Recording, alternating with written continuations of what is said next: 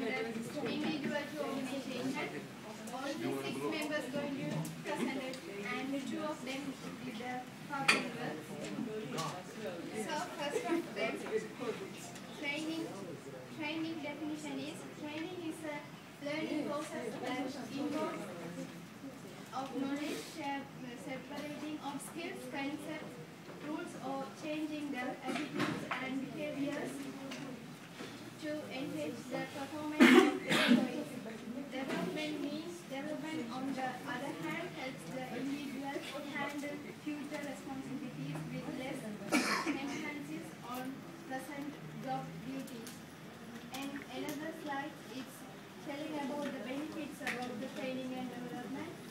Finally, I am going to pass my colleague Anil to the next slide.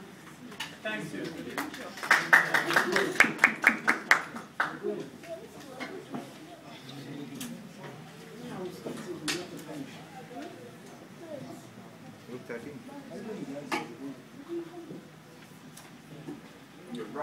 Yeah, it is significantly important for every business organization to introduce both learning and development in order to improve the competence, capability, flexibility and adaptivity of people of the organization, and which is for the most of the organizations, training and retraining of its staff, it's a fundamental necessity for the competitiveness, and it can be carried out under 4 main topics, which is as education, and that includes activities which impart the knowledge, skills, moral values and understanding of required in all aspects of the life. It is related to the limited field of activity that is, for example, Barclays is giving opportunities for its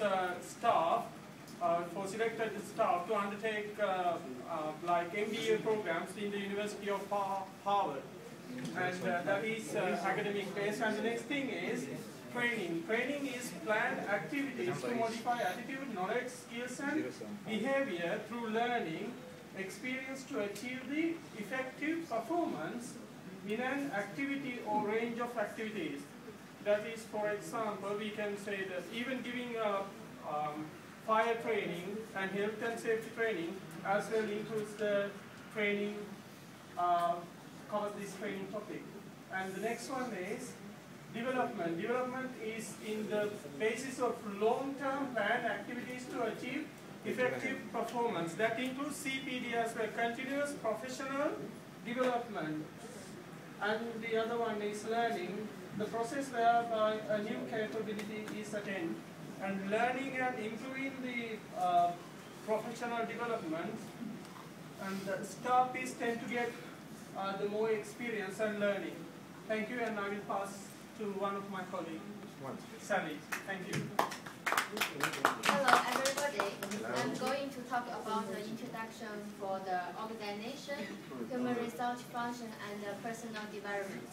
The first today, organization is a social agreement with a purpose, collective goals. Culture is our purpose and has been spread from the environment. The organization development is a planned organization when effective in the increase organization's effective and variables, so that they can better active to new technology, making and change and the disease render the change itself. The next one is for the human resource function. The human resource function is the management within an organization that force on the requirement of the manager of the providing. The major functions in the human resource management include 4 subjects.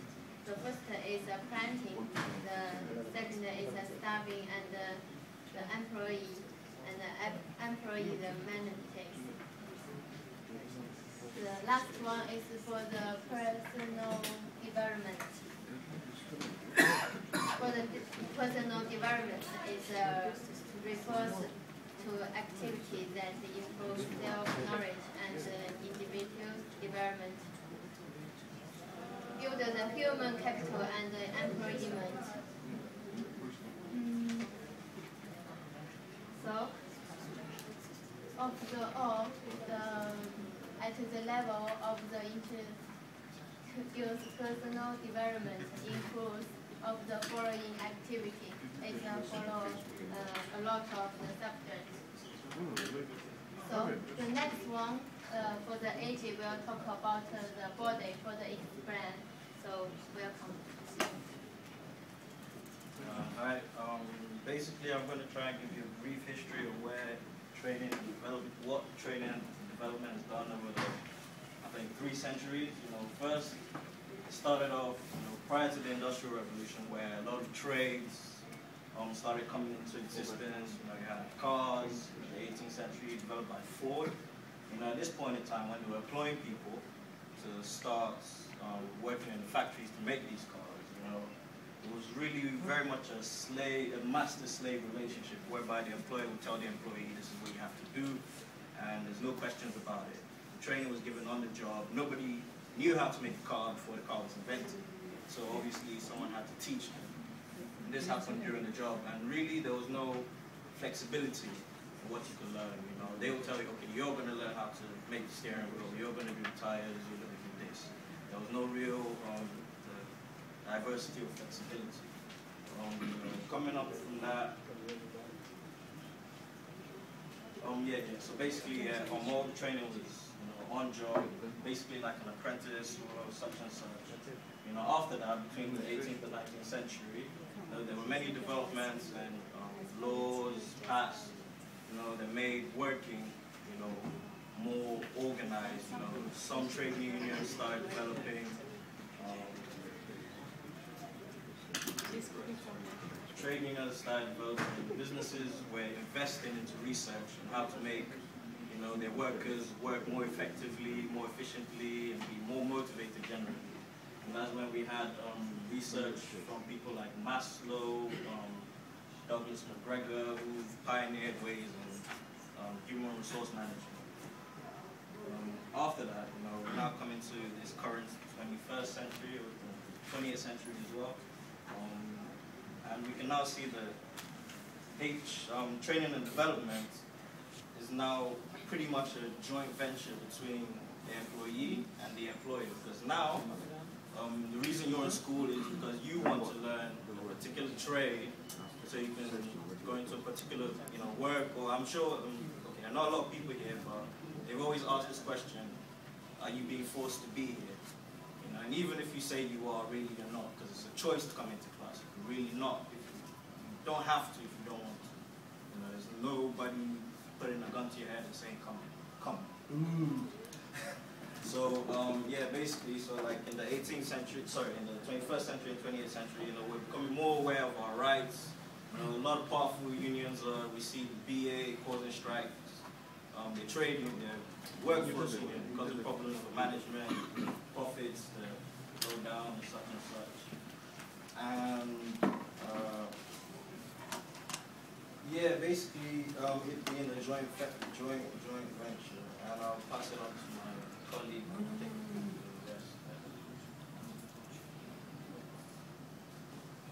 As is about the conclusion about our topic, what is training basically means is the person who are joining to the company or existing staff to modify their morale, skills, and teamwork.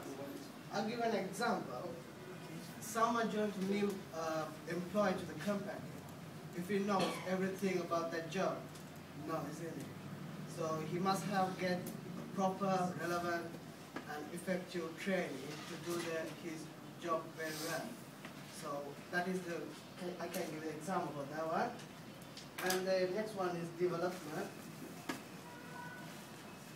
Development is how to achieve the plan and the long-term goals, and what are the methods used by the company.